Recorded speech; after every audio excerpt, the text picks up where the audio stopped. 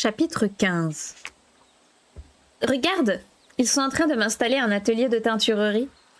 Il était midi. Kira désignait, sous la fenêtre, le terrain délimité par le palais et la lisière de la forêt. Thomas s'approcha pour voir. Les ouvriers avaient dressé la charpente du futur atelier. Sous le vent, ils avaient déjà installé l'étendage, de longues perches horizontales sur lesquelles on mettrait à sécher fils et filets de coton. « Elle n'aura jamais eu pareille installation », murmura Kira en songeant à Annabella avec mélancolie. « Elle va me manquer », ajouta-t-elle. Tout s'était passé si vite. La mort brutale d'Annabella, puis dès le lendemain, la construction du nouvel atelier de teinturerie. « Qu'est-ce que c'est que ça ?»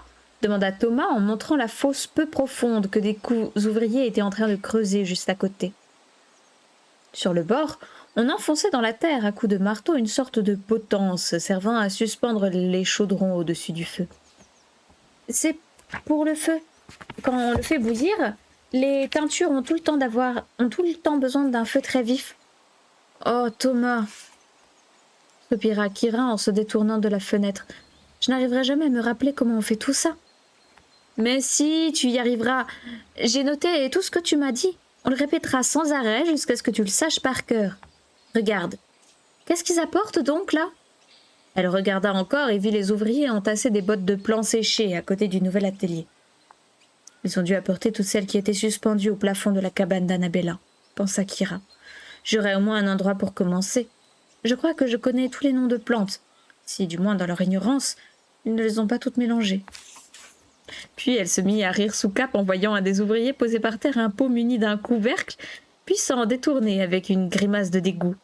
« C'est le mordant », expliqua Kira. « Il a une odeur épouvantable. » Il s'agissait bien entendu de ce qu'Annabella avait appelé son pot de vieille pisse et dont le contenu, étonnamment précieux, jouait un rôle capital dans la fabrication des teintures.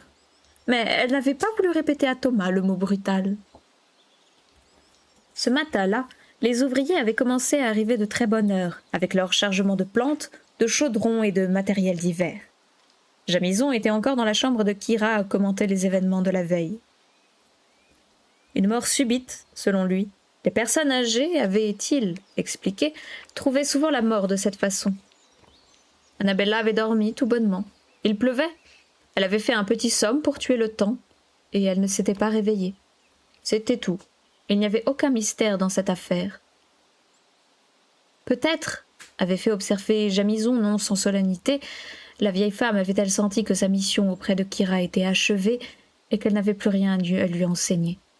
Quelquefois, c'était ainsi que la mort venait, comme une vague qui vous emporte quand vous avez achevé votre tâche sur terre. Inutile de brûler son cotte, avait-il ajouté, car elle n'est pas morte de maladie. Aussi restera-t-il en l'état. Un jour, si tu veux, quand tu auras terminé ton travail, ici, tu pourras y habiter. Kira avait hoché la tête. Elle acceptait ses explications.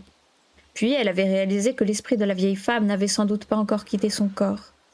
« Elle va avoir besoin de quelqu'un pour la veiller, » fit-elle remarquer à Jamison. « Puis-je aller m'asseoir auprès d'elle ? Je l'ai fait pour ma mère. » Mais Jamison refusa. Le temps manquait. Le jour du grand rassemblement approchait. Il n'était pas question de perdre 4 jours. Kira devait travailler à la robe, d'autres veilleraient l'esprit d'Annabella. Kira sera donc seule, absolument seule pour pleurer la vieille teinturière. Après le départ de Jamison, elle resta assise à méditer sur la vie qu'Annabella avait choisie. Une vie ô combien solitaire, coupée de tout lien avec le village. Et ce fut alors, et alors seulement, que plusieurs questions lui traversèrent l'esprit. Qui l'a trouvée ? Qu'est-ce qui leur a donné l'idée de la voir ? « Thomas, est-ce que tu veux bien quitter ta chère fenêtre ?» demanda Kira assise à sa table. « J'ai quelque chose à te dire. » À contre-cœur, il vint la rejoindre. À son visage, elle voyait bien qu'il était ailleurs, toujours à écouter la rumeur du chantier sous la fenêtre. « Oh, les garçons !» pensa Kira. Il ne résistait jamais à ce genre de choses. Si Matt s'était trouvé dans les parages, il serait resté en bas, dans les pattes des ouvriers, à gêner et à s'agiter comme la mouche du coche.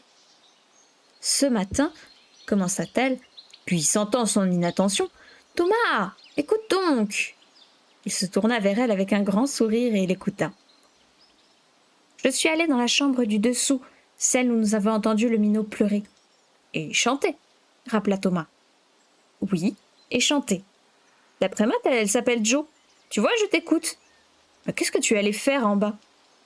Je cherchais Jamison, expliqua Kira, et je me suis retrouvée à cet étage. Aussi, j'étais jusqu'à sa porte dans l'idée de jeter un petit coup d'œil à l'intérieur et de voir comment allait la petite. Mais c'était fermé à clé. Thomas hocha la tête. Il n'avait pas l'air surpris. « Mais ils n'ont jamais fermé ma porte, Thomas, dit-elle. Bisounours. C'est parce que tu étais déjà une bisyllabe quand tu es arrivé ici. Mais moi, j'étais petit, je m'appelais encore Tom et il m'enfermait. Il te gardait prisonnier? Il fronça légèrement les sourcils à se souvenir. Pas vraiment. Je crois que c'était une simple mesure de protection. Et puis, il voulait m'obliger à être sérieux. J'étais très jeune et je n'avais pas envie de travailler tout le temps. Il sourit. J'étais un peu comme Mats, je crois. Je ne pensais qu'à m'amuser. Était-il dur avec toi? Demanda Kira qui se souvenait du ton de Jamison quand il avait parlé à la petite Jo. Sévère, dit-il, après avoir longuement pesé ses mots. Mais Thomas, la petite d'en bas, elle pleurait, sanglotait. Je veux m'amouer, répétait-elle. Mats nous a dit que sa mère était morte. Apparemment, elle l'ignore. Thomas essayait de se rappeler les circonstances de sa propre arrivée au palais. Je crois qu'ils m'ont prévenu pour mes parents. Mais peut-être pas tout de suite. C'était il y a bien longtemps. Je me rappelle que quelqu'un m'a amené ici et montré où se trouvaient les choses et comment ça marchait.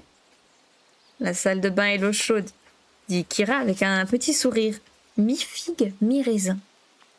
Oui, ça et tous les outils. J'étais déjà sculpteur, je sculptais depuis longtemps. Comme moi qui brodais déjà depuis longtemps. Et comme la petite Jo.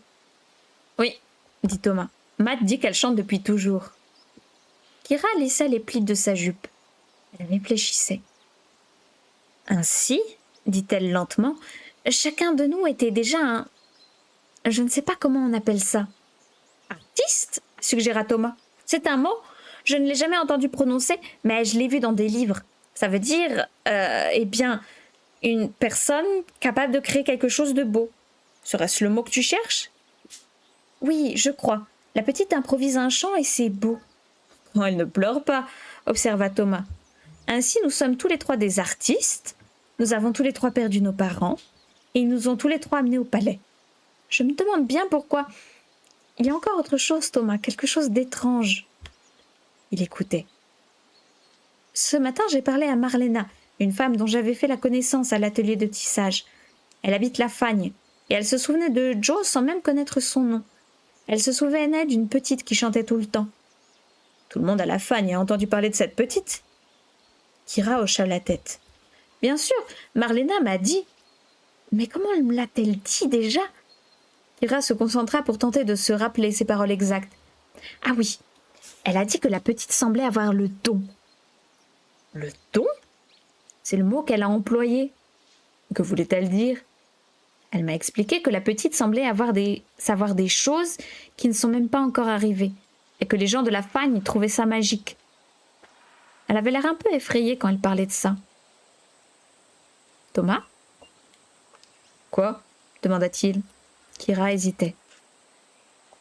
Ça me rappelle ce qui arrive quelquefois avec mon bout de tissu, ce petit bout de tissu là.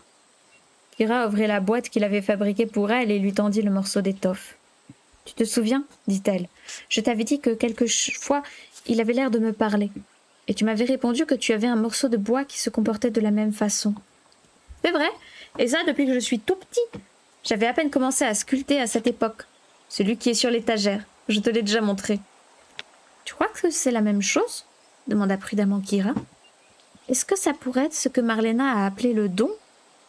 Thomas la regarda, puis regarda le bout de tissu qui reposait, inerte, dans le creux de sa main. Son visage se rembrunit.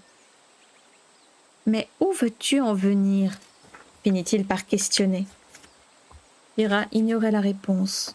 « Peut-être s'agit-il d'une caractéristique propre aux artistes ?» reprit-elle en savourant le son du mot qu'elle venait juste d'apprendre. Une espèce de connaissance magique, très spéciale. Thomas haussa les épaules. Eh bien, dit-il, quelle importance!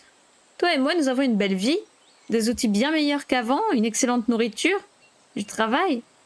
Mais la petite en bas, elle n'arrête pas de sangloter, et il refuse de la laisser sortir de sa chambre. Thomas, ajouta-t-elle, se rappelant la promesse qu'elle avait faite à l'enfant. Je lui ai dit que je reviendrais et que je l'aiderais. Il avait l'air sceptique. Je doute fort que ça plaise beaucoup au Seigneur. Kira se remémora une fois de plus l'intonation sévère qu'elle avait perçue dans la voix de Jamison. Elle se remémora la violence avec laquelle la porte s'était refermée. Non, admit-elle. Je ne crois pas que cela leur plairait beaucoup. Mais j'irai la nuit. Je me faufilerai en bas quand ils croiront que nous sommes tous endormis. Sauf que... Sa figure s'allongea. Sauf que quoi? C'est fermé, il n'y aura pas moyen d'entrer. Si, dit Thomas, je connais un moyen. Lequel? J'ai une clé, dit-il. C'est la vérité. De retour dans sa chambre, il lui montra la fameuse clé. C'était il y a longtemps, expliqua-t-il. J'étais enfermé ici avec tous ces outils merveilleux, aussi ai-je sculpté une clé. En fait, je n'ai rencontré aucune difficulté. La serrure est très rudimentaire. Et en plus, ajouta-t-il en promenant ses doigts sur la clé de bois délicatement ouvragée, elle s'ajuste à toutes les portes. Les serrures sont toutes identiques.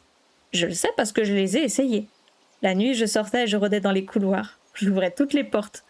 À l'époque, toutes les pièces étaient vides. Kira secoua la tête. « Eh bien, quel petit brigand tu faisais ?» Thomas sourit. « Je te l'ai déjà dit, j'étais exactement comme Matt. » Cette nuit, dit Kira soudain grave, « est-ce que tu viendras avec moi ?»« D'accord, acquiesça-t-il. Cette nuit. »